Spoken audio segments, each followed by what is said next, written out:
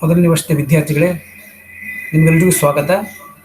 ಈ ಮೊದಲು ನಾನು ಮೊದಲನೇ ದಿನ ನಿಮ್ಮ ಸಂಗಡ ಇಂಟ್ರ್ಯಾಕ್ಟ್ ಆಗಿದ್ದೆ. ಇವತ್ತು ನಾನು ನಿಮಗೆ ಈ ಹ್ಯೂಮನ್ ವ್ಯಾಲ್ಯೂ, ಮಾನವೀಯ ಗುಣಗಳ ಬಗ್ಗೆ ನಿಮ್ಗೆ ಸ್ವಲ್ಪ ತಿಳುವಳಿಕೆಯನ್ನು ಕೊಡಲಿಕ್ಕೆ ನಾನು ಪ್ರಯತ್ನ ಮಾಡ್ತೇನೆ. ಯೂನಿವರ್ಸಲ್ ಹ್ಯೂಮನ್ ವ್ಯಾಲ್ಯೂ ಅಂತ ಹೇಳಿದ್ರೆ ಸಾರ್ವತ್ರಿಕ ಮಾನವೀಯ ಗುಣಗಳು. ಈ ಮಾನವೀಯ ಗುಣಗಳು ಏನಂತಪ್ಪ ಅಂತ ಹೇಳಿದ್ರೆ, ಮೊದಲನೇದಾಗಿ ರಿಸ್ಪೆಕ್ಟ್, ಗೌರವವನ್ನು ಕೊಡುವಂಥದ್ದು. ಈಗಿನ ವಿದ್ಯಾರ್ಥಿಗಳು ತಮ್ಮ ಹಿರಿಯರಿಗಾಗಲಿ ಕಿರಿಯರಿಗಾಗಲಿ ಅವರಿಗೆ ಗೌರವವನ್ನು ಕೊಡುವಂಥದ್ದನ್ನು ಮಾಡಬೇಕು. ಮತ್ತು ಎಕ್ಸೆಪ್ಟೆನ್ಸ್, ಇದು ಕೂಡ ಮಾನವೀಯ ಗುಣಗಳೇ. ಎಕ್ಸೆಪ್ಟೆನ್ಸ್ ಅಂದರೆ ನೀವು ಒಪ್ಪಿಕೊಳ್ಬೇಕಾಗ್ತದೆ. ಯಾವುದಾದ್ರು ಒಬ್ಬನು ಮಾಡಿದ ಘನ ಕಾರ್ಯವನ್ನು ಅಥವಾ ಒಂದು ಕಾರ್ಯವನ್ನು ಮಾಡಿದಾಗ ಅದು ಸರಿಯಾಗಿದ್ದರೆ ನೀವು ಅದನ್ನು ಒಪ್ಕೊಳ್ಬೇಕಾಗ್ತದೆ. ಮತ್ತು ಎಪ್ರಿಸಿಯೇಷನ್ ಗುಣಗಾನ ಮಾಡುವಂಥದ್ದು. ಒಳ್ಳೆಯ ಕೆಲಸ ಮಾಡಿದ್ದಾರೆ ನಿಮ್ಮ ಸಹೋದ್ಯೋಗಿಗಳಲ್ಲಿ ಅಥವಾ ನಿಮ್ಮ ಫ್ರೆಂಡ್ಸ್ಗಳಲ್ಲಿ ಯಾರು ಒಳ್ಳೆಯ ಕೆಲಸ ಮಾಡಿದ್ರು, ನೀವೇ ಒಂದು ಒಳ್ಳೆಯ ಕೆಲಸ ಮಾಡಿದ್ರು ಕೂಡ ಇನ್ನೊಬ್ಬರು ನಿಮ್ಮನ್ನು ಅಪ್ರಿಷಿಯೇಟ್ ಮಾಡ್ತಾರೆ. ಲಿಸನಿಂಗ್, ಕೇಳೋದು, ಶಾಂತಚಿತ್ತದಿಂದ ನೀವು ಕೇಳಬೇಕಾಗ್ತದೆ. ಈಗ ಒಂದು ಕ್ಲಾಸ್ನಲ್ಲಿ ನಡಿಬೇಕಾದ್ರೂ ಕೂಡ ನೀವು ಯಾವುದೇ ರೀತಿ ತೊಂದರೆ ಆಗದಂತೆ, ವಿದ್ಯಾರ್ಥಿಗಳಿಗಾಗಲಿ ಟೀಚರಿಗಾಗಲಿ ತೊಂದರೆ ಆಗದಂತೆ ಶಾಂತಚಿತ್ತದಿಂದ ನೀವು ಪಾಠವನ್ನು ಕೇಳಬೇಕಾಗ್ತದೆ. ಓಪನ್ನೆಸ್, ಸೊ ಮುಕ್ತವಾಗಿರುವುದು. ಸೊ ನಿಮ್ಮಲ್ಲಿ ಯಾವುದೇ ಒಂದು ಡೌಟ್ಸ್ಗಳನ್ನ ನೀವು ಇಟ್ಕೊಳ್ಬಾರ್ದು. ನಿಮ್ಗೆ ಸರಿ ಕಂಡಿಲ್ಲ ಅಂತ ಹೇಳಿದ್ರೆ ನೀವು ಅದನ್ನು ನೀವು ಹೇಳ್ಬೋದು. ಸರಿ, ನಿಮ್ಮಲ್ಲಿ ಏನಿರುವಂಥ ನಿಮ್ಮಲ್ಲಿ ಏನು ಹೇಳಬೇಕಂತ ಇದೆ ಅದು ನೀವು ಓಪನ್ ಆಗಿ ನೀವು ಹೇಳ್ಬೋದು.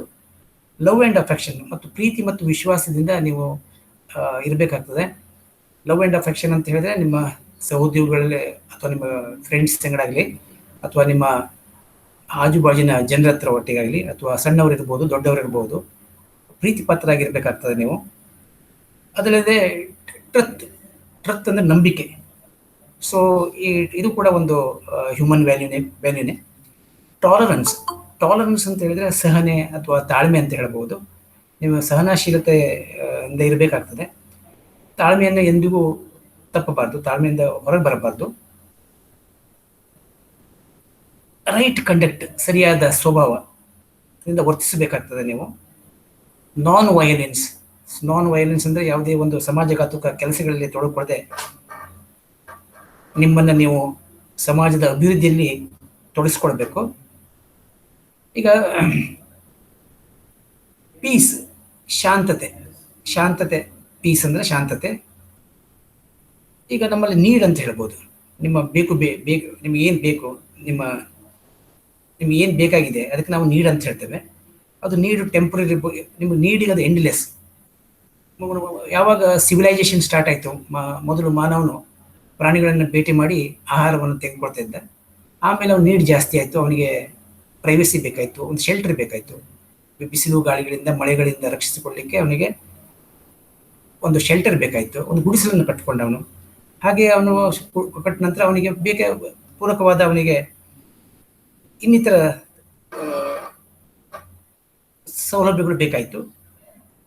ಹಾಗೆ ನೀವು ಅವನಿಗೆ ಈಗ ಸಿವಿಲೈಸೇಷನ್ ಸ್ಟಾರ್ಟ್ ಆಗ್ತಾ ಹೋಯ್ತು. ಆಮೇಲೆ ಅವನಿಗೆ ಹ್ಯಾಪಿನೆಸ್ ಬೇಕಂತ ಹೇಳ್ಕೊಂಡು ಅವ್ನು ನೀಡೋದು ಕಂಟಿನ್ಯೂಸ್ ಆಗಿ ಹೋಯ್ತು. ಅದು ಈಗ ಹೇಗಿದೆ ಅಂತ ಹೇಳಿದ್ರೆ ನೀಡ್ ಎಂಡ್ಲೆಸ್ ಆಗಿಬಿಟ್ಟಿದೆ. ಈಗ ನೀಡಿಗೆ ಅಂತ ಹೇಳಿದ್ರೆ ಅಲ್ಲಿ 2 ಟೈಪ್ ಇದೆ. ಒಂದು ನೀಡ್ ಆಫ್ ಸೆಲ್ಫ್ ಮತ್ತು need of the body. Need of the body ಅಂದರೆ ಫಿಸಿಕಲ್ ಫೆಸಿಲಿಟಿಗೆ ಸಂಬಂಧಪಟ್ಟಂಥದ್ದು. ಬಾಡಿಗೆ ಏನು ಬೇಕಾಗ್ತದೆ, ಆಹಾರ ಬೇಕಾಗ್ತದೆ, ಫುಡ್. ಸೆಲ್ಫ್ ಅಂತ ಹೇಳಿದ್ರೆ ಹ್ಯಾಪಿನೆಸ್, ನಮಗೆ ನೆಮ್ಮದಿ ಬೇಕು. ನಮಗೆ ಥ್ರೋಟ್ ನಮ್ಗೆ ನೆಮ್ಮದಿ ಬೇಕು. ನಾವು ಇವೆಲ್ಲ ಫುಡ್ಡು ಮತ್ತು ಇವೆಲ್ಲ ಏನು ಬಾಡಿಗೆ ಬೇಕಾಗಿರುವಂಥ ಫುಡ್ ಇವೆಲ್ಲ ಟೆಂಪ್ರರಿ, ನಮ್ಗೆ ಯಾವಾಗ ಬೇಕು ಆವಾಗಷ್ಟೇ ತೆಗೆದುಕೊಳ್ತೇವೆ. ಆದರೆ ಸೆಲ್ಫಿಗೆ ಸಂಬಂಧಪಟ್ಟಂತಂದರೆ ಹ್ಯಾಪಿನೆಸ್ ಅಂತ ಹೇಳ್ತೀವಿ ನಾವು. ಈ ಹ್ಯಾಪಿನೆಸ್ ನಿರಂತರವಾಗಿರಬೇಕಾಗ್ತದೆ. ಇದನ್ನು ಹೇಗೆ ತೊಗೊಳ್ತೀವಿ ಅಂತಂದ್ರೆ ನಮ್ಮದು ರೈಟ್ ಅಂಡರ್ಸ್ಟ್ಯಾಂಡಿಂಗ್ ಮತ್ತು ರೈಟ್ ಫೀಲಿಂಗಿಂದ ಸರಿಯಾಗಿ ಅರ್ಥ ಮಾಡಿಕೊಂಡು ಸರಿಯಾಗಿ ಅನುಭವಿಸೋದ್ರಿಂದ ನಮ್ಮ ಅವಶ್ಯಕತೆಯನ್ನು ಪಡೆಯಬಹುದಾಗಿದೆ.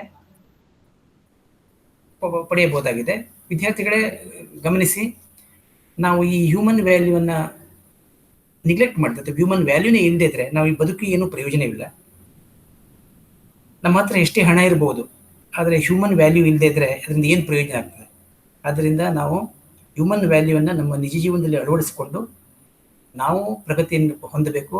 ನಮ್ಮ ಫ್ಯಾಮಿಲಿ ಮತ್ತು ನಮ್ಮ ಸೊಸೈಟಿ ನಮ್ಮ ಪ್ರಗತಿ ಹೊಂದಬೇಕು. ಅದೇ ರೀತಿ ನಮ್ಮ ನೇಚರ್, ನಮ್ಮ ಎನ್ವಿರಾನ್ಮೆಂಟ್, ನಮ್ಮ ಪರಿಸರವನ್ನು ನಾವು ಕೂಡ ರಕ್ಷಣೆ ಮಾಡಬೇಕಾಗ್ತದೆ. ಅದನ್ನೆಲ್ಲವನ್ನು ಗಮನದಲ್ಲಿ ಇಟ್ಕೊಳ್ಳಿಕ್ಕೆ ಈ ಮಾನವೀಯ ಗುಣಗಳು ಬಹಳ ಮುಖ್ಯವಾದ ಪಾತ್ರವನ್ನು ವಹಿಸ್ತಾ ಇದೆ. ಈಗ ನಾವು ನೇರವಾಗಿ ಸ್ಲೈಡ್ ಮುಖಾಂತರ ನಾನು ಕೆಲವೊಂದು ಚರ್ಚೆ ಮಾಡ್ತೇನೆ. ಇಲ್ಲಿ ಇಂಗ್ಲೀಷ್ನಲ್ಲಿ ಇದೆ ಸ್ಲೈಡ್, ಅದನ್ನು ನಾನು ಕನ್ನಡದಲ್ಲಿ ನಿಮಗೆ ಹೇಳಲಿಕ್ಕೆ ತಿಳಿಪಡಿಸ್ಲಿಕ್ಕೆ ನಾನು ಪ್ರಯತ್ನ ಮಾಡ್ತೇನೆ. ಈ ಯೂನಿವರ್ಸಲ್ ಹ್ಯೂಮನ್ ವ್ಯಾಲ್ಯೂ ನಾನು ಮೊದಲು ಹೇಳಿದಂಗೆ ಇದು ಸಾರ್ವತ್ರಿಕವಾಗಿ ಇದನ್ನು ಅಂಗೀಕರಿಸಿದ್ರೆ ಎಲ್ಲರೂ ತಿಳ್ಕೊಂಡಿದ್ದಾರೆ. ಮಾನವೀಯ ಗುಣಗಳು ಇದು ಎಲ್ಲರಿಗೂ ಬೇಕು, ಇದು ಸಾರ್ವತ್ರಿಕವಾಗಿದೆ ಅಂತ ಹೇಳಿ ಯೂನಿವರ್ಸಲ್ ಹ್ಯೂಮನ್ ವ್ಯಾಲ್ಯೂ. ಈಗ ಮೊದಲನೇದಾಗಿ ಸ್ಲೈಡನ್ನು ನೋಡಿ. ಇಲ್ಲಿ ಸ್ಲೈಡಲ್ಲಿ ಎಜುಕೇಷನ್ ಬಗ್ಗೆ, ಅಂದರೆ ಶಿಕ್ಷಣದ ಬಗ್ಗೆ, ಲರ್ನಿಂಗ್, ಕಲಿಯುವ ಬಗ್ಗೆ, ನಾಲೇಜ್, ಜ್ಞಾನದ ಬಗ್ಗೆ, ವ್ಯಾಲ್ಯೂಸ್, ಮೌಲ್ಯದ ಬಗ್ಗೆ, ಬಿಲೀಫ್, ನಂಬಿಕೆ ಬಗ್ಗೆ, ಎನ್ವಿರಾನ್ಮೆಂಟ್, ಗುಡ್ ಎಜುಕೇಷನ್ ಎನ್ವಿರಾನ್ಮೆಂಟ್. ಈಗ ಒಂದು ಎಜುಕೇಷನ್ ತೆಗೆದುಕೊಳ್ಬೇಕಾದ್ರೂ ಕೂಡ ಅದಕ್ಕೆ ಪೂರಕವಾದ ಒಳ್ಳೆಯ ವಾತಾವರಣ ಇರಬೇಕಾಗ್ತದೆ. ಸಿನ್ಸಿಯರ್ ಸ್ಟೂಡೆಂಟ್, ಆದರ್ಶ ವಿದ್ಯಾರ್ಥಿ ಇರಬೇಕು. ವಿದ್ಯಾರ್ಥಿಗಳು ತಮ್ಮ ಏನು ಅಭ್ಯಾಸದಲ್ಲಿ ತೊಡಕೊಳ್ತಾರೆ ಸರಿಯಾಗಿ ತೊಡಕೊಳ್ಬೇಕು. ಕ್ಲಾಸಿಗೆ ಬರುವಂಥದ್ದಾಗಲಿ, ಅವತ್ತು ಕ್ಲಾಸ್ನಲ್ಲಿ ಏನು ಟೀಚರ್ ನಿಮಗೆ ಹೇಳ್ಕೊಡ್ತಾರೆ ಅದನ್ನು ಅವತ್ತೇ ನೀವು ಮುಗಿಸಿ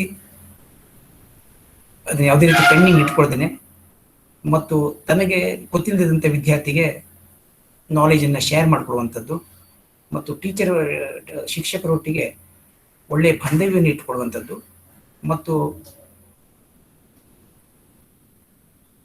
ತನ್ನನ್ನು ಸಂಪೂರ್ಣವಾಗಿ ಈ ಏನು 3 ವರ್ಷದ ಡಿಪ್ಲೊಮಾ ಕೋರ್ಸ್ ಇದೆ ಸಂಪೂರ್ಣವಾಗಿ ತೊಡಗಿಸ್ಕೊಳ್ಳೋದು, ಇದ್ರ ಬಗ್ಗೆ ನಿಮಗೆಲ್ಲ ತಿಳುವಳಿಕೆ ಕೊಡ್ತೇನೆ ನಾನು. Education is the process of facilitating learning or the acquisition of knowledge, skills, values, beliefs and habits, enabling the learner to become useful contributor in the larger society. ಶಿಕ್ಷಣ ಪಡೆಯುವುದು, ಜ್ಞಾನ ಪಡೆಯುವುದು, ಕೌಶಲ್ಯ ಅಭಿವೃದ್ಧಿ, ಮೌಲ್ಯ ಅಥವಾ ಯೋಗ್ಯತೆ, ಬಳಕೆ ಅಥವಾ ಸ್ವಭಾವ, ನಂಬಿಕೆಯನ್ನು ಅರ್ಥ ಮಾಡಿಕೊಂಡು ಸಮಾಜದಲ್ಲಿ ಬಾಳುವಂತಾಗಬೇಕು ನಾವು. In a good education environment, sincere students can be seen acquiring variety of technical skills. ಒಳ್ಳೆಯ ಶಿಕ್ಷಣ ಪದ್ಧತಿಯಲ್ಲಿ ಉತ್ತಮ ವಿದ್ಯಾರ್ಥಿ ಎಲ್ಲ ವಿಧದ ತಾಂತ್ರಿಕ ಕೌಶಲ್ಯವನ್ನು ಪಡೆಯುತ್ತಾನೆ. Even in good educational environments, systematic approach for instilling good character and values in students is lacking till now. ಈಗೇನಾಗಿದೆ, ಇಂದಿನ ದಿನಗಳಲ್ಲಿ ವಿದ್ಯಾರ್ಥಿಗಳು ಒಳ್ಳೆಯ ಗುಣಗಳನ್ನು ಮತ್ತು ಮೌಲ್ಯಗಳನ್ನು ಪಡೆಯಲು ಸರಿಯಾದ ಪ್ರಯತ್ನವನ್ನು ಮಾಡ್ತಾ ಇಲ್ಲ. Knowing a phenomena is the understanding of the phenomena's causality, process and purpose, that is usefulness for the larger order. ಒಂದು ಹೊಸತನ ಪಡೆಯಲು ಅದಕ್ಕೆ ಏನು ಕಾರಣ, ಹೇಗೆ ಮಾಡಬೇಕು, ಏಕೆ ಮಾಡಬೇಕು ಎಂದು ನಾವು ವಿದ್ಯಾರ್ಥಿಗಳು ತಿಳಿದುಕೊಳ್ಬೇಕು. Enabling knowing is the purpose of education. ಪರಿಪೂರ್ಣವಾಗಿ ತಿಳಿದುಕೊಳ್ಳೋದೇ ಶಿಕ್ಷಣದ ಉದ್ದೇಶವಾಗಿರ್ತದೆ. Universal human value program is for enabling the education of causality, process and purpose of humanness. Humanness is the basis for UHV. ಈ ಒಂದು ಸಾರ್ವತ್ರಿಕ ಮಾನವೀಯ ಗುಣಗಳು ಏಕೆ ಅಳವಡಿಸ್ಕೊಳ್ಬೇಕು ಮತ್ತು ಹೇಗೆ ಅಳವಡಿಸ್ಕೊಳ್ಬೇಕಂತ ಹೇಳಿ ನಾವು ತಿಳ್ಕೊಳ್ಬೇಕಾಗಿದೆ. ಇದಕ್ಕೆ AICTE ಅವರು AICTE induction program is based on the UHV program. ಈ ಒಂದು AICTE ಅವರು ಇಂಜಿನಿಯರಿಂಗ್ ಕಾಲೇಜುಗಳಲ್ಲಿ 3 ವಾರ ತರಬೇತಿ ಮೊದಲನೇ ವರ್ಷದ ವಿದ್ಯಾರ್ಥಿಗಳು ಕೊಡಬೇಕಂತ ಹೇಳಿದ್ದಾರೆ. ಅದೇ ರೀತಿ ನಮ್ಮ ಪಾಲಿಟೆಕ್ನಿಕ್ನಲ್ಲಿ ನಮ್ಮ ನಿರ್ದೇಶನಾಲಯದಿಂದ 2 ವಾರದ ತರಬೇತಿಯನ್ನು ಕೊಡಬೇಕು. ಈಗಾಗಲೇ ಸಾಕಷ್ಟು ಜನ ತರಬೇತಿಯನ್ನು ಕೊಟ್ಟಿದ್ದಾರೆ, ರಿಸೋರ್ಸ್ ಪರ್ಸನ್ಸ್ ಮೇಲೆ ಕೊಟ್ಟಿದ್ದಾರೆ. ಸೊ ಅವರ ಗೈಡೆನ್ಸ್ ಮೇಲೆ AICTE ಮತ್ತು ನಮ್ಮ ನಿರ್ದೇಶನಾಲಯದ ಸೂಚನೆಯಂತೆ ನಾವು ಈ ಒಂದು ಪ್ರೋಗ್ರಾಮ್ ಅನ್ನು ಈ ವರ್ಷ ಮಾಡಿಕೊಂಡಿದ್ದೇವೆ.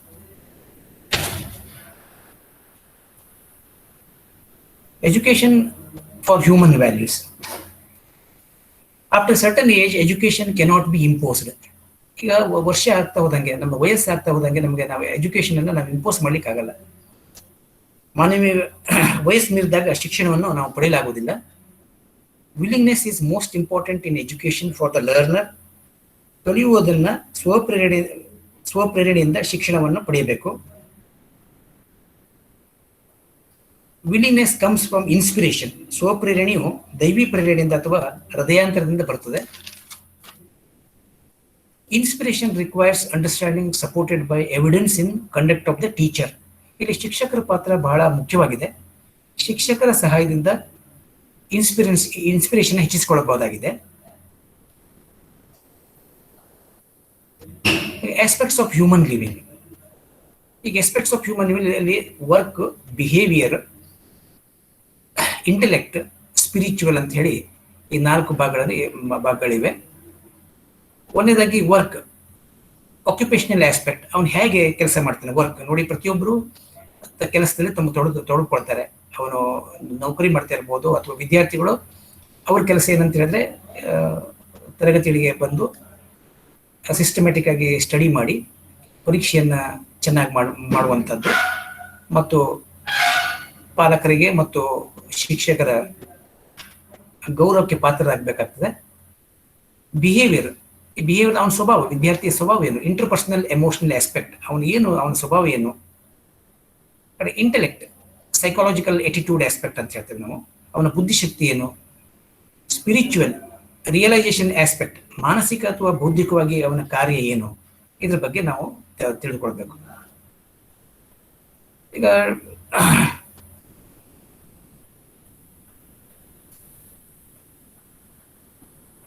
types of human relationship in society. Skip ಮಾಡಿ. Understanding knowledge. ಈಗ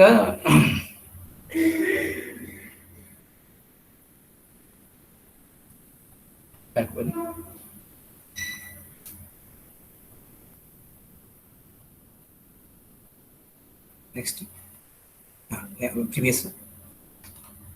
Next, types of human relationship in society.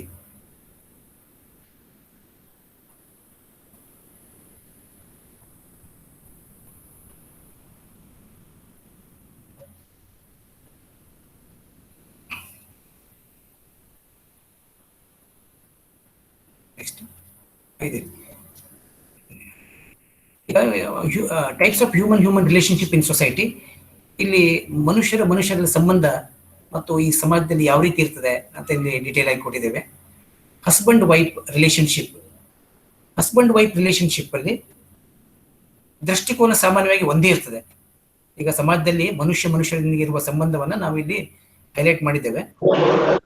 Husband wife relationship ಇಲ್ಲಿ ಏನಾಗ್ತದೆ ಅಂತ ಹೇಳಿದ್ರೆ ಒಂದು ದೃಷ್ಟಿಕೋನ ಒಂದೇ ಇರ್ತದೆ, ಸಾಮಾನ್ಯವಾಗಿ ಗಂಡ ಹೆಂಡತಿ ಸಂಬಂಧ. ಯಾಕಂದ್ರೆ ಗಂಡ ಮತ್ತು ಹೆಂಡತಿ ಇಬ್ರು ಅವ್ರಿಗೇನು ಭೇದ ಭಾವ ಇರುವುದಿಲ್ಲ. ಅವರಲ್ಲಿ ಅಂಡರ್ಸ್ಟ್ಯಾಂಡಿಂಗ್ ಇರ್ತದೆ. ಅವರು ಆ ಸಂಬಂಧವನ್ನ, ದೃಷ್ಟಿಕೋನವನ್ನ ಸಾಮಾನ್ಯವಾಗಿ ಒಂದೇ ಇಟ್ಕೊಂಡಿರ್ತಾರೆ. ಪೇರೆಂಟ್ ಚೈಲ್ಡ್ ರಿಲೇಶನ್ಶಿಪ್, ಮಕ್ಕಳನ್ನ ಪೇರೆಂಟ್ಸ್ ಏನ್ ಮಾಡ್ತಾರೆ ಅಂತ ಹೇಳಿದ್ರೆ ಪಾಲನೆ ಪೋಷಣೆ ಮಾಡ್ತಾರೆ, ಅವರಿಗೆ ಮಾರ್ಗದರ್ಶನ ಮಾಡ್ತಾರೆ. Sister brother relationship, share responsibilities and achievements. ಈಗ ಅಕ್ಕ ತಮ್ಮಂದಿರು ಅವರು ಯಾವ ರೀತಿ ಸಂಬಂಧ ಇಟ್ಕೊಂಡಿರ್ತಾರೆ ಅಂದ್ರೆ ಅವ್ರು ಸಾಧಿಸಿದ್ದನ್ನ ಹಂಚಿಕೊಳ್ತಾರೆ, ಜವಾಬ್ದಾರಿಯನ್ನು ಹಂಚಿಕೊಳ್ತಾರೆ. ಫ್ರೆಂಡ್ ರಿಲೇಶನ್ಶಿಪ್, ಸ್ನೇಹಿತರೊಟ್ಟಿಗೆ ಇರುವಂತಹ ಸಂಬಂಧ, ಕಲಿಯುವುದು, ತಿಳ್ಕೊಳ್ಳುವುದು, ಪ್ರಾಯೋಗಿಕವಾಗಿ ವ್ಯವಹರಿಸುವುದು. ಎಂಪ್ಲಾಯಿ ರಿಲೇಶನ್ಶಿಪ್, ಮಾಲಕ ಮತ್ತು ಕೆಲಸಗಾರರು ಅವರ ಸಂಬಂಧ.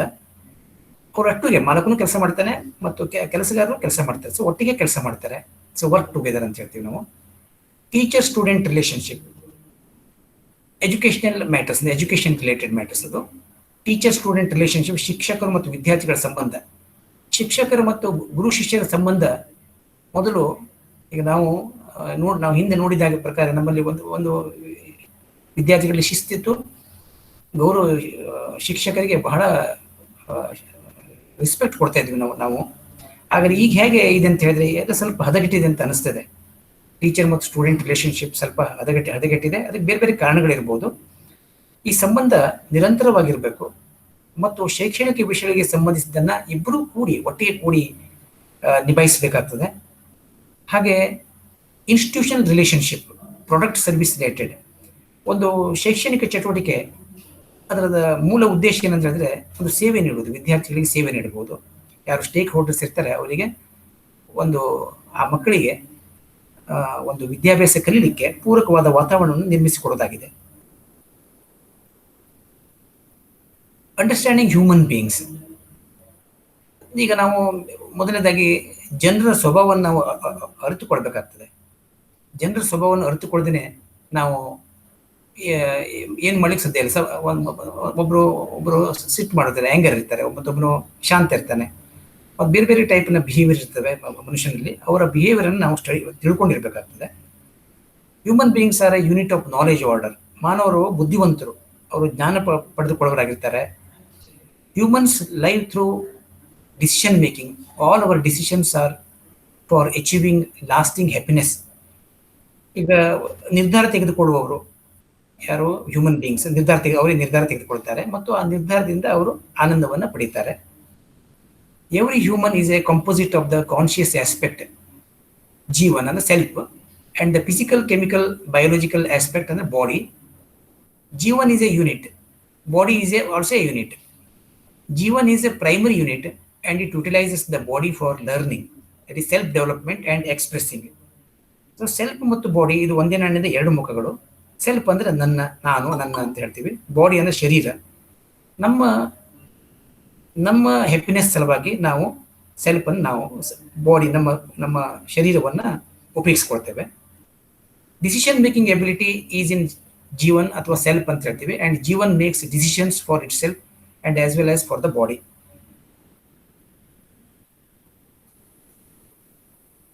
ನಿರ್ಧಾರ ತೆಗೆದುಕೊಳ್ಳೋದು ನನ್ನ ಮನಸ್ಸು. ಅದು ನಿರ್ಧಾರ ತೆಗೆದುಕೊಳ್ಬೇಕಾದಾಗ ಶರೀರದ ನೆರವನ್ನು ಪಡೆಯುತ್ತೇವೆ. ನೆಕ್ಸ್ಟ್,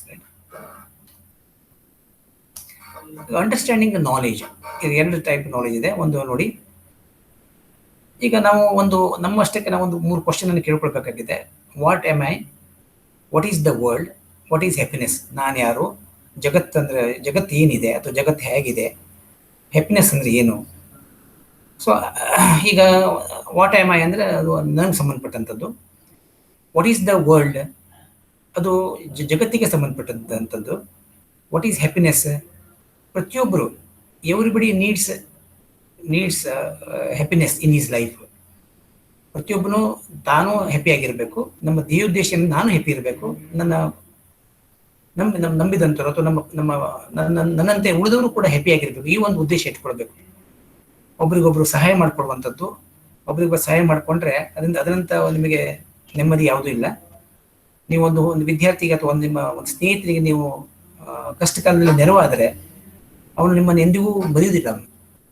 ಸೊ ಆವಾಗ ನಿಮಗೂ ಅನಿಸ್ತದೆ, ನಾನು ಅವನಿಗೆ ಹೆಲ್ಪ್ ಮಾಡಿದ್ದೇನೆ, ಅವನಿಗೆ ಬಹಳ ಖುಷಿ ಆಗ್ತದೆ. ಒಬ್ಬನಿಗೆ ಹೆಲ್ಪ್ ಮಾಡಿದಾಗ ನಿಮ್ಗೆ ಬಹಳ ಖುಷಿ ಆಗ್ತದೆ. ಹಾಗೆ ನಿಮ್ಮ ಬಗ್ಗೆ ತಿಳ್ಕೊಳ್ಳಿ. ಹಾಗೆ ನಮಗೆ ಹ್ಯಾಪಿನೆಸ್ ಆಗ್ಬೇಕಂದ್ರೆ ನಾವು ಏನು ಮಾಡ್ಕೊಳ್ಬೇಕು ಅದ್ರ ಬಗ್ಗೆ ತಿಳ್ಕೊಳ್ಳಿ. ಜಗತ್ತು ಹೇಗಿದೆ ಅಂತ ತಿಳ್ಕೊಳ್ಬೇಕು. Understanding knowledge. ಈಗ ಇಲ್ಲಿ ನಾವೇನಂತ ಹೇಳಿ ಮಾಡ್ತೇವೆ, ಇಲ್ಲಿ ಅದೇ ಮೂರನ್ನ ವರ್ಲ್ಡ್, ಹ್ಯಾಪಿನೆಸ್ ಅಂತ ಹೇಳಿದ್ದೇವೆ. ಅದ್ರ ಲೈಫ್ ಸ್ಟೈಲ್ ಇದೆ. ಈಗ ಮಟೀರಿಯಲ್, ಬಾಡಿ. ಐ ಅಂದ್ರೆ ಬಾಡಿಗೆ ಸಂಬಂಧಪಟ್ಟದ್ದು, ಸೆಲ್ಫಿಗೆ ಸಂಬಂಧಪಟ್ಟದ್ದು ಬಾಡಿ. ವರ್ಲ್ಡ್ಗೆ ಸಂಬಂಧಪಟ್ಟ ರಿಸೋರ್ಸ್ ಅಂದ್ರೆ ಇಲ್ಲಿ ಏನೇ ಇರ್ಬೋದು. ರಾ ಮಟೀರಿಯಲ್ ರಿಸೋರ್ಸ್ ಅಂದ್ರೆ ಫಾರೆಸ್ಟ್ ಇರ್ಬೋದು, ಐರನ್ ಓರ್ ಇರ್ಬೋದು, ಅಥವಾ ನದಿ ಇರ್ಬೋದು, ಅಥವಾ ವಾತಾವರಣ ಇರ್ಬೋದು, ಯಾವುದೇ, ಅದಕ್ಕೆ ರಿಸೋರ್ಸ್ ಅಂತ ಹೇಳ್ತೀವಿ ನಾವು. ಈಗ ಮತ್ತು ಹ್ಯಾಪಿನೆಸ್ ಇದು ನಿರಂತರವಾಗಿ ಇದು ಕನ್ಜಂಕ್ಷನ್ ಆಗುವಂಥದ್ದು. ಇದರ ಒಟ್ಟಿಗೆ ನಾವು ಸ್ಪಿರಿಚುವಲಿಸಮ್ ಅಥವಾ ಅದನ್ನು ನಾವು ತಿಳ್ಕೊಳ್ಬೇಕಾಗ್ತದೆ. ಈಗ ಪ್ರತಿಯೊಂದಕ್ಕೂ ಆತ್ಮ ಅಂತ ಇರ್ತದೆ, ಬಾಡಿಗೆ ಆತ್ಮ ಅಂತ ಇರ್ತದೆ. ಈ ಆತ್ಮಕ್ಕೆ ಅಂತ ಹೇಳಿದ್ರೆ ಆತ್ಮಕ್ಕೆ ವಂಚನೆ ಆಗದಂಗೆ ನಾವು ನೋಡ್ಕೊಳ್ಬೇಕಾಗ್ತದೆ. ನಮ್ಗೆ ಅದಕ್ಕೆ ಆತ್ಮದ ಬಗ್ಗೆ ನಾವು ತಿಳ್ಕೊಳ್ತೇವೆ. ಅದೇ ರೀತಿ ವರ್ಲ್ಡ್ ಅಲ್ಲಿ ರಿಸೋರ್ಸ್, ಅಲ್ಲಿ ಮಾಯೆ ಆಗ್ಬೋದು, ಇಲ್ಯೂಷನ್ ಅಂತ ಹೇಳ್ತೀವಿ ನಾವು, ಮಾಯೆ. ಹ್ಯಾಪಿನೆಸ್ ಅಲ್ಲಿ ನಾವು ಆಧ್ಯಾತ್ಮಿಕವಾಗಿ ನಾವು ಹೇಳ್ಬೇಕಂತ ಹೇಳಿದ್ರೆ, ನಾವು ನಮ್ಮ ಪ್ರತಿಯೊಬ್ಬರು ಯಾರು ಜೀವನವನ್ನ ತಾನು 100-200 ವರ್ಷ ಬದುಕ್ತೇನೆ, 300 ವರ್ಷ ಬದುಕ್ತೇನೆ ಯಾರಿಗೂ ಇಲ್ಲ. ಹುಟ್ಟಿದವನು ಒಂದು ಸಾಯಲೇಬೇಕು. ಆದರೆ ನಾವು ಏನು ಬಾಳ್ತೇವೆ ಸಮಾಜದಲ್ಲಿ, ಇನ್ನೊಬ್ಬರಿಗೆ ತೊಂದರೆ ಆಗದಂತೆ, ಇನ್ನೊಬ್ಬರಿಗೆ ಹೊರೆ ಆಗದಂತೆ, ನಮ್ಮ ಎನ್ವಿರಾನ್ಮೆಂಟಿಗೆ ಏನು ಹೊರೆ ಆಗದಂತೆ, ನಮ್ಮ ಪರಿಸರವನ್ನು ರಕ್ಷಣೆ ಮಾಡಿಕೊಂಡು ನಾವು ಕೊನೆಗೆ ನಮ್ಮ ಮೂಲ ಉದ್ದೇಶ ಏನಂದ್ರೆ ನಮ್ಮ ಮೋಕ್ಷ ಸಿಗ್ಬೇಕಂತಾನೆ ಇರ್ತದೆ. ಇಲ್ಲಿ ನಮ್ಮ ಜೊತೆಲಿ ಯಾರಿರ್ತಾರೆ, ಕೋ ಎಕ್ಸಿಸ್ಟೆನ್ಸ್ ಯಾರಿರ್ತದೆ ಇಲ್ಲಿ ಐ ಅಂತ ಸಂಬಂಧ ಸೆಲ್ಫ್ ಮತ್ತು ಬಾಡಿ ಸೆಲ್ಫ್ ಮತ್ತು ಬಾಡಿ ಇರ್ತದೆ. ಅದೇ ರೀತಿ ಹಾರ್ಮೋನಿಯಸ್ ಕೋ ಎಕ್ಸಿಸ್ಟೆನ್ಸ್ ಆರ್ಡರ್. ಕೋ ಎಕ್ಸಿಸ್ಟೆನ್ಸ್ ಅಂದ್ರೆ ನಾನು ಹೇಳಿದ್ದೇನೆ ಆವಾಗಲೇ, ಜೊತೆಯಲ್ಲಿ ಇರುವುದು, ನಾವು ಐಕ್ಯಮತ್ಯದಿಂದ ಜೊತೆಯಲ್ಲಿ ಇರುವಂಥದ್ದು. ಯಾಕಂದ್ರೆ ಈ ಜಗತ್ತು ನಾವು ಇರುವಂಗಿಲ್ಲ, ನಾವು ಇರ್ಲಿಕ್ಕಿಲ್ಲ, ಆದ್ರೆ ಜಗತ್ತು ಇದ್ದೇ ಇರ್ತದೆ. ಮತ್ತು ನಾವು ಕ್ರಮಬದ್ಧವಾಗಿ ನಮ್ಮ ಜೀವಿಸ್ಬೇಕಾಗ್ತದೆ, harmony in living.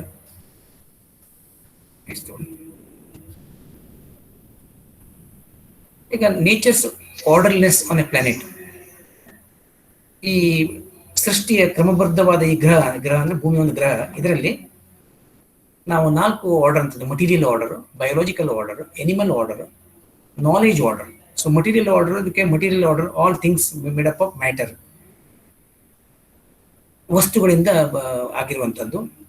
Biological order all things made up of matter and respiring, ಜೀವಿಗಳು ಇದನ್ನ ಮ್ಯಾಟರಿಂದ ವಸ್ತುವಿಂದ ಆಗಿರ್ತವೆ ಮತ್ತು ಉಸಿರಾಡಿಸ್ತವೆ ಅಂದ್ರೆ ಜೀವಿ ಇರ್ತವೆ ಅಂತ ಹೇಳಿ. ಬ್ಯಾಕ್ಟೀರಿಯಾ ಇರ್ಬೋದು, ಏನೇ ಇರ್ಬೋದು, ಕ್ರಿಮಿಕೀಟಕ ಇರ್ಬೋದು, ಮನುಷ್ಯ ಇರ್ಬೋದು, ಪ್ರಾಣಿ ಇರ್ಬೋದು, ಪ್ಲಾಂಟ್ ಇರ್ಬೋದು. All things made up of matter and respiring. Animal order all things made up of matter, respiring and having self awareness. ಈಗ ನಾನು ಈಗಾಗಲೇ ಹೇಳಿದಂತೆ ರೆಸ್ಪೈರಿಂಗ್ ಅಂದರೆ ಜೀವಿಗಳು ಉಸಿರಾಡಿಸ್ಬೋದು.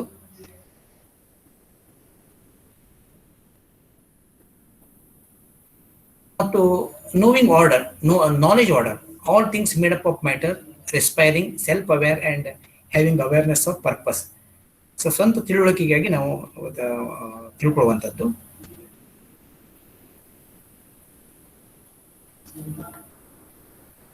ಇಲ್ಲಿ insentient and sentient nature.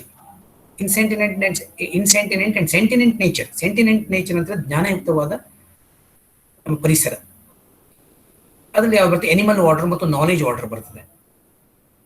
ಇನ್ಸೆಂಟಿನೆಂಟ್ nature ಅಂತ ಹೇಳಿದ್ರೆ ಜ್ಞಾನಯುಕ್ತವಲ್ಲದ ನೇಚರ್, ಪರಿಸರ. ಸೊ ಇಲ್ಲಿ ಇನ್ಸೆಂಟಿನೆಂಟ್ ಇದರಲ್ಲಿ ನೇಚರಲ್ಲಿ material order, biological order. So predominantly physical activity, ಮತ್ತು biological order predominantly chemical activity ಸಂಬಂಧಪಟ್ಟ. ಯಾಕೆ ನೋಡಿ, ಒಂದು ಬಯೋಗ್ಯಾಸ್ ಅಂತ ಹೇಳ್ಬೋದು. ನಾವು ಈ ಕೌಡಂಗಿಂದ ಬಯೋಗ್ಯಾಸನ್ನ ಉತ್ಪತ್ತಿ ಮಾಡ್ತೇವೆ. ಸೊ ಕೌಡಂಗ್ ಸಿಗ್ತದೆ, ಆದ್ರೆ ಕೌಡಂಗನ್ನ ಬಯೋಗ್ಯಾಸ್ ಮಾಡಲಿಕ್ಕೆ ಏನು ಫರ್ಮೆಂಟೇಷನ್ ಇದೆ, ಅದು ಕೆಮಿಕಲ್ ರಿಯಾಕ್ಷನ್ ಆಗುವಂಥದ್ದು. ಹಾಗೆ ಬಯೋಲಾಜಿಕಲ್ ಆರ್ಡರ್ ಅಂತ ಹೇಳಿದ್ರೆ ಒಂದು ಎಕ್ಸಾಂಪಲ್ ಅಷ್ಟೇ ಕೊಟ್ಟೆ ನಾನು. It's a predominantly chemical activity. Animal ಆರ್ಡರ್ನಲ್ಲಿ it's a chemical physical activity, body with some conscious activity, it is the basic intellect. Knowledge order, complete conscious activity, spiritual, intellectual with the chemical, physical activity, body. So collaboration in nature ನಲ್ಲಿ ನೋಡಿ, ಈಗ ಒಂದಕ್ಕೊಂದು ಸಂಬಂಧ ಇದೆ. ಯಾವುದೇ ಒಂದು order, material order, higher order ಇರ್ಬೋದು, lower order ಇರ್ಬೋದು. ಸೊ ಮಟೀರಿಯಲ್ ಆರ್ಡರ್, ಈಗ ಬಯೋಲಾಜಿಕಲ್ ಆರ್ಡರ್ ಇದೆ, ಮಟೀರಿಯಲ್ ಆರ್ಡರ್ ಇದೆ, ಬಯೋಲಾಜಿಕಲ್ ಆರ್ಡರ್ ಇದೆ, ಎನಿಮಲ್ ಆರ್ಡರ್ ಇದೆ, ನಾಲೆಜ್ ಆರ್ಡರ್ ಇದೆ. ಇಲ್ಲಿ ಒಂದಕ್ಕೊಂದು ಪೂರಕವಾಗಿ ಅವು ಕೆಲಸ ಮಾಡ್ತವೆ. ಈಗ ಲೋವರ್ ಆರ್ಡರಿಂದ ಹೈಯರ್ ಆರ್ಡರ್ ಬರಬೇಕಾದ್ರೆ ಯೂಸ್ಫುಲ್ನೆಸ್ ಇರ್ತದೆ, ಅಥವಾ ಹೈಯರ್ ಆರ್ಡರಿಂದ ಲೋವರ್ ಆರ್ಡರ್ ಬರಬೇಕಾದ್ರೆ ಎನ್ರಿಚ್ಮೆಂಟ್ ಇರ್ತದೆ. ಹಾಗೆ ನಾವು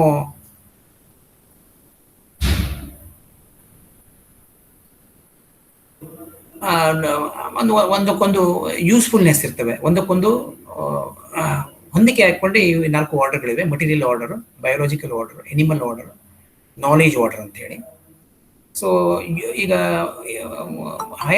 ಲೋವರ್ ಆರ್ಡರ್ ಇಂದ ಹೈಯರ್ ಆರ್ಡರ್ ಬರಬೇಕಾದಾಗ ಯೂಸ್ಫುಲ್ನೆಸ್, ಅಥವಾ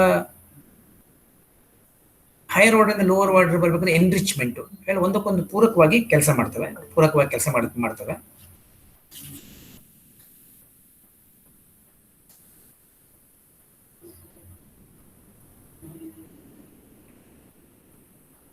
Evolutionary progression in 4 orders. So material order is most dependent on environmental factors for formation, continuation, and deformation. Biological order flourishes in the conductive environment. ಅದಕ್ಕೆ conductive environment ಇದ್ರೆ ಮಾತ್ರ ಈ biological order flourish ಆಗುತ್ತೆ, ಬೆಳವಣಿಗೆ ಆಗ್ತದೆ. Biological order develops ability to select acquire required minerals from its environment for its nourishment. ಅಲ್ಲಿ ಇರುವಂಥ ಏನು ಮಿನರಲ್ಸು, ಖನಿಜಗಳನ್ನು ಅಥವಾ ಬೇರೆ ಎನ್ವಿರಾನ್ಮೆಂಟಿಗೆ ಪೂರಕವಾದ ವಾತಾವರಣವನ್ನು ತೆಗೆದುಕೊಂಡು ಬಯೋಲಾಜಿಕಲ್ ಆರ್ಡರ್ ನ್ಯೂರಿಶ್ಮೆಂಟ್ ಆಗುತ್ತೆ. Biological order also has developed ability of formation in itself, reproduction ability. Animal order has the higher ability to select conductive environment. ಈಗ ಅನಿಮಲ್ ಆರ್ಡರ್ ಹಾಗೆ ಈಗ ಜೀವಿಗಳು ಅಥವಾ ಒಂದು ಪ್ರಾಣಿಗಳು ಎಲ್ಲಿ ನೀರಿರ್ತವೆ ಅಲ್ಲಿ ಅವು ವಾಸ್ತವ್ಯ ಮಾಡ್ತವೆ, ಎಲ್ಲಿ ಅವಳಿಗೆ ಗ್ರೇಸಿಂಗ್, ಎಲ್ಲಿ ತಿನ್ನಲಿಕ್ಕೆ ಸೊಪ್ಪುಗಳು ಅಥವಾ ಸಿಗ್ತವೆ ಅಲ್ಲಿ ಇರ್ತವೆ. ಕಾಡು ಪ್ರಾಣಿಗಳು ಈ ಎಲ್ಲಿ ಸೌಮ್ಯ ಪ್ರಾಣಿಗಳನ್ನು ಇದು ಸಿಗ್ತವೋ ಅಲ್ಲಿ ಕಾಡು ಪ್ರಾಣಿಗಳಲ್ಲಿ ಒಂದು ಸೌಮ್ಯವಾದಂಥ ಪ್ರಾಣಿ ಇರ್ಬೋದು, ಅಥವಾ ಸಸ್ಯಾಹಾರಿ ಪ್ರಾಣಿಗಳಿರ್ಬೋದು, ಮಾಂಸಾಹಾರಿ ಪ್ರಾಣಿ ಇರ್ಬೋದು. ಮಾಂಸಾಹಾರಿ ಪ್ರಾಣಿ ಅಂದರೆ ಒಂದು ಪ್ರಾಣಿ ಮತ್ತೊಂದು ಪ್ರಾಣಿ ಮೇಲೆ ಅವಲಂಬಿತವಾಗಿರ್ತವೆ. ಒಂದು ತಿಂದು ಅವುಗಳನ್ನು ಸಾಯಿಸಿ ತಿಂದುಕೊಂಡು ತಮ್ಮ ಜೀವನವನ್ನು ನಡೆಸ್ತವೆ. So animal order has the higher ability to select conductive ಎನ್ವಿರಾನ್ಮೆಂಟ್ಗೆ ಪೂರಕವಾಗಿದ್ದರೆ ಅವೆಲ್ಲ ಒಂದು ಕಡೆ ಇರ್ತವೆ. ನೀವೆಲ್ಲ ನೋಡಿರ್ಬೋದು ನ್ಯಾಷನಲ್ ಜಿಯೋಗ್ರಫಿಕ್ ಚಾನಲ್ನಲ್ಲಿ. ಸೌತ್ ಆಫ್ರಿಕಾದಲ್ಲಿ ಅಮೆಜಾನ್ ಕಾಡುಗಳಲ್ಲಿ ಹೇಗೆ ನೋಡಿರಿ, ಅಲ್ಲಿ ಎಲ್ಲ ಪ್ರಾಣಿಗಳಿಂದ ಥೌಸಂಡ್ಸ್ ಸಾವಿರಾರು ಪ್ರಾಣಿಗಳು ನಾವು ಕಾಣಬಹುದಾಗಿದೆ. ಹೆಸರುಗತ್ತೆ ಇರ್ಬೋದು, ಅಥವಾ ಕಾಡು ಕೋಣಗಳಿರ್ಬೋದು, ಅಥವಾ ಆನೆಗಳಿರ್ಬೋದು. ಒಂದೇ ಕಡೆಗೆ ಅವು ಇರ್ತವೆ, ಗುಂಪಾಗಿರ್ತವೆ, ಯಾಕಂದ್ರೆ ಅಲ್ಲಿ ವಾತಾವರಣ ಅದಕ್ಕೆ ಪೂರಕವಾಗಿರ್ತದೆ. Next, so material order. ಈಗ ಮಟೀರಿಯಲ್ ಆರ್ಡರ್ ಈಗ ಇದು ಕಂಟಿನ್ಯೂಸ್ ಮತ್ತು ರೀಸೈಕ್ಲಿಂಗ್ ಎರಡೂ ಇದೆ ಇದರಲ್ಲಿ. ಫಾರ್ಮೇಷನ್, ಅದಕ್ಕೆ ಈ ಫಾರ್ಮೇಷನ್ ಅಂದರೆ ಹೇಗೆ ತಯಾರಾಗ್ತದೆ ಅದನ್ನು ನಾವು ಒಂದು ಪದಾರ್ಥದಿಂದ ಮತ್ತೊಂದು ಪದಾರ್ಥವನ್ನು ನಾವು ಪರಿವರ್ತಿಸ್ತೇವೆ. ಅದು ಕಂಟಿನ್ಯೂ ಆಗ್ತಾ ಹೋಗ್ತವೆ. ಮತ್ತು ಡಿಫಾರ್ಮೇಷನ್ ಆಗ್ತವೆ. ಇದು ಮಟೀರಿಯಲ್ ಆರ್ಡರ್ನಲ್ಲಿ ಬರುವಂಥದ್ದು. Next, biological order. So biological order ನಾನು ಹೇಳ್ದಂಗೆ ಅದಕ್ಕೆ ವಾತಾವರಣದಲ್ಲಿ ಪೂರಕವಾದಂಥ ಒಂದು ಇದಿದ್ರೆ ಮಾತ್ರ ಅದು ಬಯೋಲಾಜಿಕಲ್ ಆರ್ಡರ್ ಚೆನ್ನಾಗಿರ್ತವೆ. ಇಲ್ಲಿ ನೋಡಿ, ಬಯೋಲಾಜಿಕಲ್ ಸೆಲ್ ಇದೆ, ಸೆಲ್ ಡೆವಲಪ್ಮೆಂಟ್ ಅಲ್ಲಿ ಕೆಲವೊಂದು ಎಲಿಮಿನೇಷನ್ ಆಗ್ತವೆ ಮತ್ತು ರಿಪ್ರೊಡಕ್ಷನ್ ಆಗ್ತವೆ, ಸೆಲ್ ಡೆವಲಪ್ ಆಗ್ತವೆ ಮತ್ತು ಬಯೋಲಾಜಿಕಲ್ ರಿಯಾಕ್ಷನ್ ಆಗಿ ಬೇರೆ ಬೇರೆ ರಿಪ್ರೊಡಕ್ಷನ್ಗಳು, ಬೇರೆ ಬೇರೆ ವಸ್ತುಗಳು ಉತ್ಪತ್ತಿ ಆಗ್ತವೆ, ರಿಪ್ರೊಡಕ್ಷನ್ ಆಗ್ತವೆ. ಎನಿಮಲ್ ಆರ್ಡರ್ ನಾನು ಆಗಲೇ ಹೇಳಿದ್ದೆ ನಿಮಗೆ. ಈ ಒಂದು ಇದು ನೋಡಿ, animals have ability to select conductive environment. ಅದಕ್ಕೆ ಪೂರಕವಾದ ವಾತಾವರಣ ಇರಬೇಕಾಗ್ತದೆ. ಪೂರಕವಾದ ವಾತಾವರಣ ಇದ್ದರೆ ನೀವಲ್ಲಿ ಈ ಒಂದು ಫೋಟೋನಲ್ಲಿ ನೋಡ್ಬೋದು, ವೀಕ್ಷಿಸಬಹುದು. ನದಿ ಇದೆ ನೋಡಿ, ಎಲ್ಲ ಕಾಡು ಕೋಣಗಳು ಅಲ್ಲಿ ಬಂದು ನೀರು ಕುಡಿತಾ ಇದೆ. ಸಾವಿರಾರು ಪ್ರಾಣಿಗಳಿವೆ ಅಲ್ಲಿ. ಅವಕ್ಕೆಲ್ಲ ಎನ್ವಿರಾನ್ಮೆಂಟ್ ಕಂಡಕ್ಟಿವ್ ಇದೆ, ಅಲ್ಲಿ ಎನ್ವಿರಾನ್ಮೆಂಟ್ಗೆ ಅದಕ್ಕೆ ಪೂರಕವಾದ ವಾತಾವರಣ ಕೊಡ್ತಾ ಇದೆ. ಅದಂತೆ ಗ್ರೇಸಿಂಗ್ ಮಾಡ್ಲಿಕ್ಕೆ ಕೂಡ ಅಲ್ಲಿ ಸಸಿಗಳಿದೆ, ವಾತಾವರಣ ಚೆನ್ನಾಗಿದೆ. ಹಾಗಾಗಿ ಎನಿಮಲ್ ಆರ್ಡರ್ ಸರ್ವೈವ್ ಆಗ್ತವಲ್ಲಿ. Knowledge order. So knowledge order is higher ability is that can develop its environment. Human being is a combination of the self-conscious unit and body, the physical, chemical, biological unit. Ecological environment is the environment for the body. Body is nurtured and secured in the equilibrium of this ecological environment. Social environment is the environment for Jivan means self, the conscious unit. Self is nurtured and secured in the equilibrium of this social environment. Human beings' higher ability of development of its environment is for developing social environment and not for disturbing the ecological environment. What is the tool for developing the social environment? So ಇದನ್ನ ನಾವು ಈ 4 ಆರ್ಡರ್ನ ನಾವು ತಿಳ್ಕೊಂಡಿದ್ದೇವೆ. Next, so human conduct based upon humanness. ಈಗ ಮಾನವೀಯತೆಯನ್ನು ತಿಳ್ಕೊಳ್ತೀನಿ ನಾವು ವ್ಯವಹಾರ ಮಾಡ್ಲಿಕ್ಕೆ ಆಗೋದಿಲ್ಲ. ನಾನು ಈಗಾಗಲೇ ಹೇಳಿದಂಗೆ ಮಾನವ ಒಬ್ಬನು ಸಂಘಜೀವಿ, ಒಬ್ಬರು ಇನ್ನೊಬ್ಬರ ಮೇಲೆ ಡಿಪೆಂಡ್ ಆಗೇ ಇದ್ದಿರ್ತಾರೆ. So humanness is fulfilling all responsibilities and supporting others on the path of growth of harmony. ಏಳಿಗೆ ಆಗಬೇಕು, ಮನುಷ್ಯ ತನ್ನ ಏಳಿಗೆ ಆಗ್ಬೇಕಂತ ಹೇಳಿದ್ರೆ ತಾನೂ ಬೆಳಿಬೇಕು, ಇನ್ನೊಬ್ಬರನ್ನು ಬೆಳೆಸಬೇಕು. Rootedness in humanness is a result of spiritual awareness. ಈಗ ಪ್ರತಿಯೊಂದಕ್ಕೂ ನಾವು ನಮ್ಮ ಜೀವನ ಸಂಗಡ ನಾವು ಆಧ್ಯಾತ್ಮಿಕದ ಒಲವನ್ನು ಇಟ್ಕೊಳ್ಬೇಕು. ಆಧ್ಯಾತ್ಮಿಕ ಒಲವನ್ನು ಇಟ್ಟುಕೊಂಡ್ರೆ ಅದು ಯಾವುದೇ ಧರ್ಮ ಇರ್ಬೋದು. ಈಗ ನಾವು ಹಿಂದೂಗಳು ದೇವಸ್ಥಾನಕ್ಕೆ ಹೋಗ್ತೇವೆ, ಮುಸ್ಲಿಮ್ಸ್ ಮಾಸ್ಗೆ ಹೋಗ್ತಾರೆ, ಕ್ರಿಶ್ಚಿಯನ್ಸ್ ಚರ್ಚ್ಗಳಿಗೆ ಹೋಗ್ತಾರೆ, ಸಿಖ್ಖರು ಗುರುದ್ವಾರಕ್ಕೆ ಹೋಗ್ತಾರೆ. ಸೊ ಅಲ್ಲಿ ಅವರಿಗೆ ಮೆಂಟಲ್ ಪೀಸ್ ಸಿಗ್ತದೆ. ನಾವು ಅಲ್ಲಿ ಹೋದಾಗ ನಮ್ದೆಲ್ಲ ಉದ್ದೇಶ ಒಂದೇ, ನಮ್ಮೆಲ್ಲ ಧರ್ಮದ ಉದ್ದೇಶ ಒಂದೇ. ನಮಗೆ ನಾವು ಆಧ್ಯಾತ್ಮಿಕ ಭಾವನೆಯಲ್ಲಿ ನಾವು ನಮ್ಮ ಇತಿಹಾಸ ತೆಗೆದುಕೊಂಡು ಕೂಡ ನಾವು ಆಧ್ಯಾತ್ಮಿಕಕ್ಕೆ ಹೆಚ್ಚು ಒಲವು ಕೊಟ್ಟಂತ ಜನ ನಾವು. ಸೊ ಆಧ್ಯಾತ್ಮಿಕತೆಯನ್ನು ನಾವು ಬೆಳೆಸ್ಕೊಳ್ಬೇಕಾಗ್ತದೆ.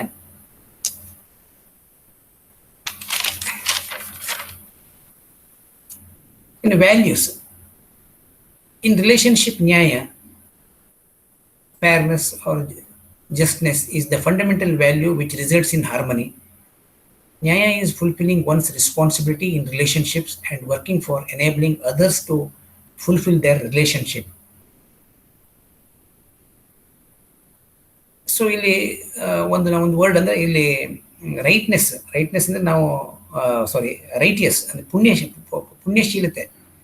ಈ ನಾವು ಈ ಎಲ್ಲ ವ್ಯಾಲ್ಯೂಗಳನ್ನು ನಾವು ಒಂದು ಪುಣ್ಯಶೀಲತೆಯಿಂದ ನೋಡ್ತೇವೆ ನಾವು. ಸೊ ಈಗ ನಾವು ತಿಳಿಸಿದ್ರೆ ನಿಮಗೆ ನಾನು ಪೂರ್ತಿಯಾಗಿ ಯೂನಿವರ್ಸಲ್ ಹ್ಯೂಮನ್ ಭಾಳ ದೊಡ್ಡ ಚಾಪ್ಟರ್ ಅದು. ಅದಕ್ಕೆ ನಾನೆಲ್ಲ ಹೇಳಲಿಕ್ಕೆ ಬಯಸುವುದಿಲ್ಲ, ಯಾಕಂದರೆ ಫಸ್ಟ್ ಇದ್ದೀರಿ. ಇದಕ್ಕೆ ನಿಮ್ಗೆ ಹೆಚ್ಚಿನ ನಿಮಗೆ ನಾಲೆಜನ್ನು ನಾನು ಬೇಕಾದರೆ ನಿಮಗೆ ಕೆಲವೊಂದು ಕಡೆಗೆ ಮಟೀರಿಯಲ್ಸ್ಗಳಿವೆ, ನಾನು ಆ ಮಟೀರಿಯಲ್ಸನ್ನು ನಿಮಗೆ ಮುಂದಿನ ದಿನಗಳಲ್ಲಿ ಕೊಡ್ತೇನೆ. ಮತ್ತು ಈ ನಾವೊಂದು ವಿಡಿಯೋವನ್ನು ವೀಕ್ಷಣೆ ಮಾಡೋಣ, ಆಮೇಲೆ ನಿಮ್ಮ ಹತ್ರ ನಾನು ಡಿಸ್ಕಸ್ ಮಾಡ್ತೇನೆ. ಒಂದು ವಿಡಿಯೋ ವೀಕ್ಷಣೆ ಮಾಡೋಣ.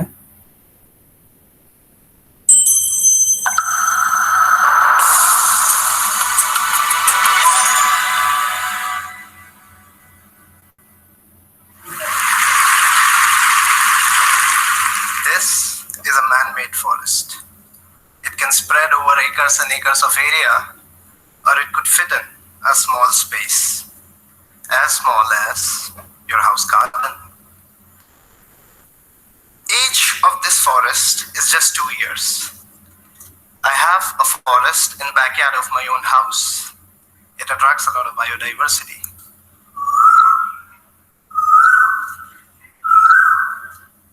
I wake up to this every morning like a Disney princess. I am an entrepreneur who facilitates making of these forests professionally. We have helped factories, farms, schools, homes, resorts, apartment buildings, public parks, and even a zoo to have one of such forests. A forest is not an isolated piece of land where animals live together. A forest can be an integral part of our urban existence. A forest for me is a place so dense with trees that you just can't walk into it.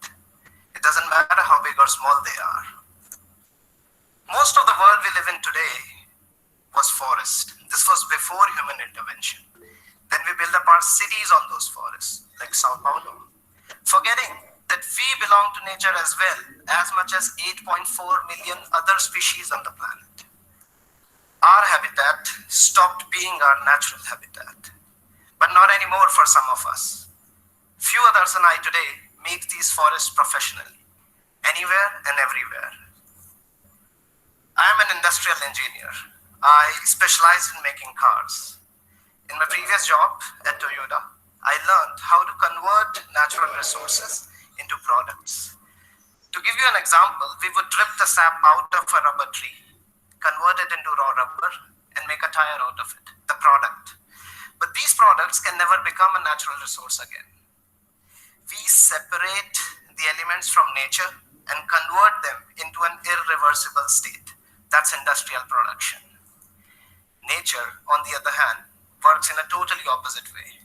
Natural system produces by bringing elements together, atom by atom. All the natural products become a natural resource again. This is something which I learned when I made a forest in the backyard of my own house. And this was the first time I worked with the nature rather than against it. Since then, we have made 75 such forests in 25 cities across the world. Every time we work at a new place, we find that every single element needed to make a forest is available right around us. All we have to do is to bring these elements together and let the nature take over. To make a forest, we we start with soil. We touch, feel, and even taste it to identify what properties it lacks. If the soil is made up of small particles, it becomes compact, so compact that water cannot seep in. We mix some local biomass available around, which can help soil become more porous. Water can now seep in. If the soil doesn't have capacity to hold the water, we would mix some more biomass, some water absorbent material like peat or bagasse, so soil can hold this water and it stays moist. To grow, plants need water, sunlight, and nutrition. What if the soil doesn't have any nutrition in it? We don't just add nutrition directly to the soil. That will be industrial way. It goes against the nature. We instead add microorganisms to the soil. They produce the nutrients in the soil naturally. They feed on the biomass we have mixed in the soil, so all they have to do is eat and multiply. And as their number grows, soil starts breathing again. It becomes alive. We survey the native tree species of the place. How do we decide what's native or not? Well, whatever existed before human intervention is native. That's the simple rule. We survey a national park to find the last remains of a natural forest. We survey the sacred groves or sacred forest around old temples. And if we don't find anything at all, we go to museums to see the seeds or wood of trees existing there a long time ago. We research old paintings, poems, and literature from the place to identify the tree species belonging there. Once we know our trees, we divide them in 4 different layers: shrub layer, subtree layer, tree layer, and canopy layer. We fix the ratios of each layer, and then we decide the percentage of each tree species in the mix. If we are making a fruit forest, we increase the percentage of fruit-bearing trees. It could be a flowering forest, a forest that attracts a lot of birds or bees, or it could simply be a native wild evergreen forest. We collect the seeds and germinate saplings out of them. We make sure that trees belonging to the same layer are not planted next to each other, or they will fight for the same vertical space when they grow tall. We plant the saplings close to each other. On the surface, we spread a thick layer of mulch. So when it's hot outside, the soil stays moist. When it's cold, frost formation happens only on the mulch. So soil can still breathe while it's freezing outside. This soil is very soft.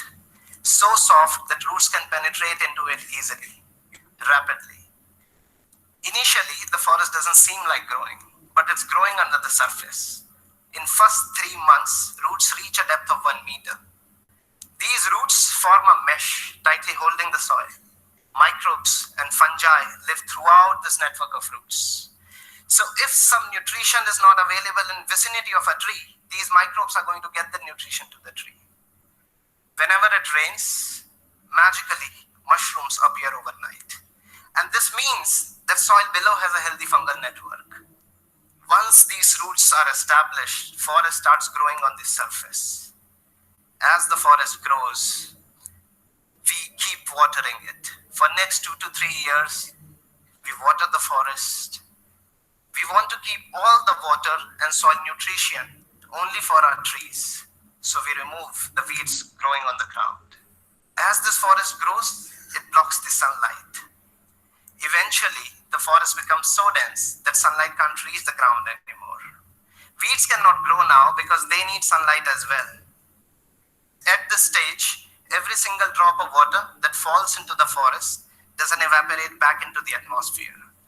This dense forest condenses the moist air and retains its moisture. We gradually reduce and eventually stop watering the forest. And even without watering, the forest floor stays moist and sometimes even dark. Now, when a single leaf falls on this forest floor, it immediately starts decaying. This decayed biomass forms humus, which is food for the forest.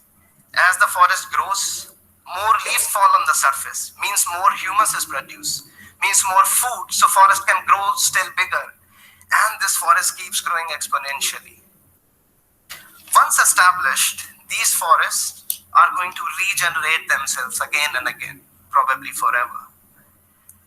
In a natural forest like this, no management is the best management. It's a tiny jungle party. This forest grows as a collective. If the same trees,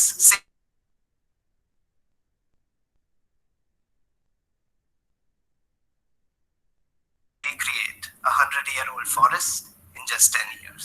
Thank you very much.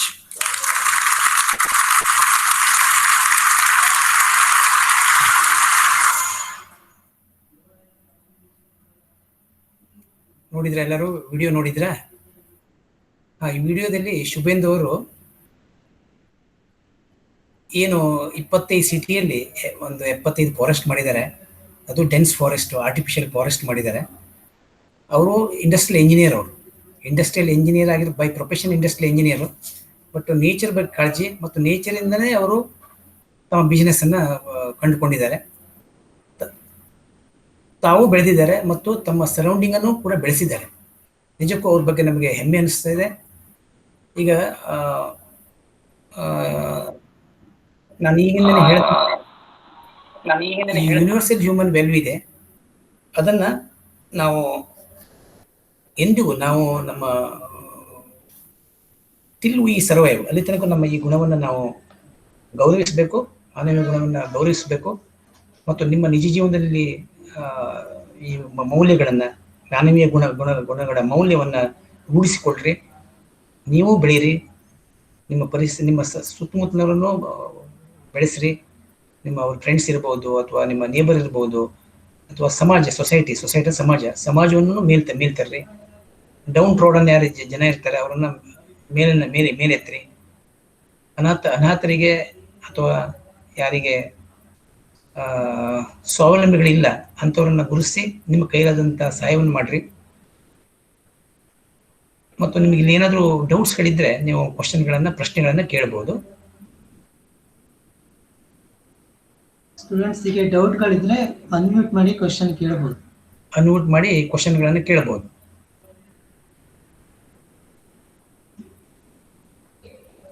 If anyone has any doubt, please ask. Unmute and ask. If you are having any doubt, you can raise questions to me. I think you people have enjoyed all the sessions, and we are planning to start online classes shortly. There will be offline class also. For that you have to bring consent letter from your parents along with the COVID-19 RT-PCR test result. Once you bring those test report and consent report, definitely you can come to college and clear your doubt in a ಸಂಪರ್ಕ ಕ್ಲಾಸಿಗೆ ಬಂದು ನೀವು ಏನೇ ಡೌಟ್ಗಳಿದ್ದನ್ನು ನೀವು clear ಮಾಡ್ಬೋದು. ಮೊದಲನೇ ವರ್ಷದ mechanical ವಿದ್ಯಾರ್ಥಿಗಳಿಗೆ ಹೇಳ್ಬೇಕಂದ್ರೆ ನಾನು ಈ ವರ್ಷ ಒಂದು ವಿಷಯವನ್ನು ನಿಮಗೆ ಪಾಠ ಮಾಡ್ತೇನೆ, ಮಟೀರಿಯಲ್ ಸೈನ್ಸ್ ಅಂತೇಳಿ, ಇಂಜಿನಿಯರಿಂಗ್ ಮಟೀರಿಯಲ್ ಸೈನ್ಸು. ನಿಮಗೆ ಆನ್ಲೈನಲ್ಲಿ ನಾನು ಕ್ಲಾಸನ್ನು ಶುರು ಮಾಡ್ತೇನೆ. ಇನ್ನು ನಮಗೆ ಡ್ರಾಫ್ಟ್ ಸಿಲೆಬಸ್, ಕನ್ಫರ್ಮ್ ಸಿಲೆಬಸ್ ಬಂದಿಲ್ಲ. ಅದು ಶಾರ್ಟ್ಲಿ ನಾನು ಆನ್ಲೈನಲ್ಲಿ ಕ್ಲಾಸನ್ನು ತೆಗೆದುಕೊಡ್ತೇನೆ. ನಿಮಗೇನಾದರೂ ಡೌಟ್ಗಳಿದ್ದರೆ ನೀವು ಕ್ಲಾಸಿಗೆ ಬಂದು ಬಗೆಹರಿಸ್ಕೊಡ್ಬೇಕು. ಮತ್ತು ನಾನು ಈಗಾಗಲೇ ಹೇಳಿದ್ದೇನೆ, ಯಾವುದೇ ಕಾರಣದಲ್ಲಿ ನಿಮ್ಮ ಬಸ್ ಪಾಸಿನ ಬಗ್ಗೆ ಹೇಳಬೇಕಂತ ಹೇಳಿದರೆ ನೀವು ಆನ್ಲೈನ್ನಲ್ಲಿ ನೀವು ಬಸ್ ಪಾಸಿಗೆ ಅಪ್ಲೈ ಮಾಡಬೇಕಾಗ್ತದೆ. ನಿಮಗೆ KSRTC ಅವರು ನಮ್ಮ ಸರ್ಕಾರದವರು ಭಾಳ ಒಳ್ಳೆಯ ಕೆಲಸವನ್ನು ಮಾಡಿದ್ದಾರೆ. 2ನೇ ವರ್ಷದ ಮತ್ತು 3ನೇ ವರ್ಷದ ವಿದ್ಯಾರ್ಥಿಗಳಿಗೆ ಹಳೆ ಪಾಸ್ನಲ್ಲಿ ಕಾಲೇಜಿಗೆ ಬರುವಂಥದ್ದು, ಮತ್ತು ಈಗ ಹೊಸಬರಿಗೆ ನೀವು ಆನ್ಲೈನ್ನಲ್ಲಿ ಅಪ್ಲಿಕೇಶನ್ ಹಾಕ್ಕೊಳ್ಬೇಕಾಗ್ತದೆ, ಬಸ್ ಪಾಸನ್ನು ತೆಗೆದುಕೊಳ್ಬೇಕು. ಮತ್ತು ಈ ಒಂದು ಕೊರೋನಾವನ್ನು ನಾವು ತಡೆಗಟ್ಟಲಿಕ್ಕೆ ನಾವು ಪ್ರಾಮಾಣಿಕ ಪ್ರಯತ್ನ ಮಾಡಬೇಕು. ನಾನು ವಿದ್ಯಾರ್ಥಿ ಸಮುದಾಯದಲ್ಲಿ ವಿನಂತಿಸಿಕೊಳ್ಳೋದೇನೆಂತ ಹೇಳಿದ್ರೆ, ಪ್ರತಿಯೊಬ್ಬರು ಸೋಷಿಯಲ್ ಡಿಸ್ಟೆನ್ಸನ್ನು ಮೇಂಟೈನ್ ಮಾಡಬೇಕು. ನೀವೆಲ್ಲ ಅಂಗಡಿಗೆ ಹೋಗ್ರಿ ಅಥವಾ ಶಾಪಿಗೆ ಹೋಗ್ರಿ ಅಥವಾ ಎಲ್ಲೇ ಹೊರಗಡೆ ಹೋಗೋದಿದ್ರು ಮಾಸ್ಕನ್ನು ಹಾಕ್ಕೊಂಡು ಹೋಗ್ರಿ, ಧರಿಸ್ಕೊಂಡು ಹೋಗ್ರಿ.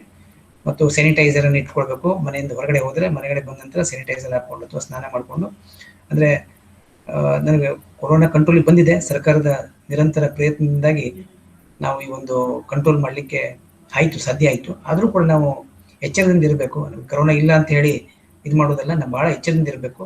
ಒಬ್ಬನಿಗೆ ಯಾರಾದರೂ ಕೊರೋನಾ ಬಂತಂತ ಹೇಳಿದ್ರೆ ನಾವೆಲ್ಲರೂ ಎಫೆಕ್ಟ್ ಆಗ್ತದೆ, ಕ್ಲಾಸಿಗೆ ಎಫೆಕ್ಟ್ ಆಗ್ತದೆ. ಅದರಿಂದ ನೀವು ಪ್ರತಿಯೊಬ್ಬರು ಮಾಸ್ಕ್ ಧರಿಸ್ಕೊಳ್ಬೇಕು. ಕಾಲೇಜಿಗೆ ಬರೋದಿದ್ರು ಕೂಡ ಕೋವಿಡ್-19 ಟೆಸ್ಟ್ ರಿಪೋರ್ಟನ್ನು ತೊಗೊಂಬರ್ಬೇಕು ಮತ್ತು ನಿಮ್ಮ ತಂದೆ ತಾಯಿಗಳಿಂದ ಕನ್ಸೆಂಟ್ ಲೆಟರ್ ತೊಗೊಂಬರ್ಬೇಕು. ನಾನು ನಿಮ್ಮ ನಿರಂತರವಾಗಿ ಸಂಪರ್ಕದಲ್ಲಿರ್ತೇನೆ. ಇನ್ನೂ ನಿಮ್ಗೆ ಏನಾದರೂ ಕ್ವಶನ್ಸ್ ಕೇಳಿದ್ರೆ ಕೇಳ್ಬೋದು. ಕೇಳ್ರಿ, ಏನೇ ನಿಮ್ಗೇನು ಸಮಸ್ಯೆ ಇದ್ರೆ ನನ್ನ ಕಡೆ ಕೇಳ್ಬೋದು ಈಗ.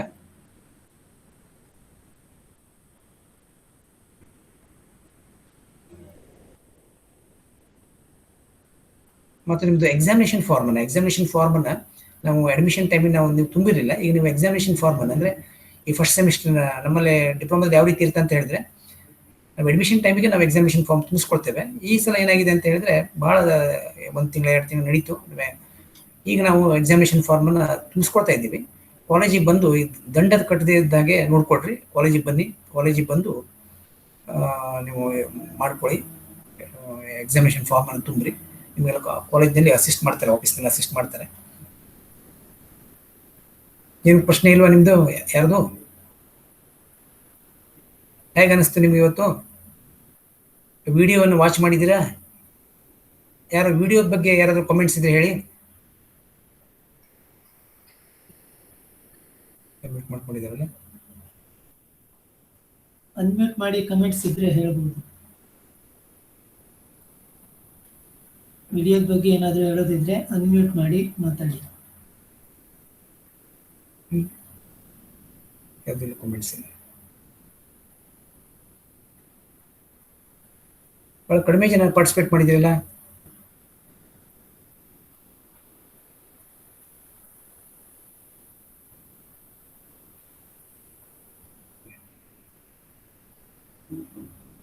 ಕಂಪ್ಲೀಟ್ ಮಾಡೋಣ ಸರ್.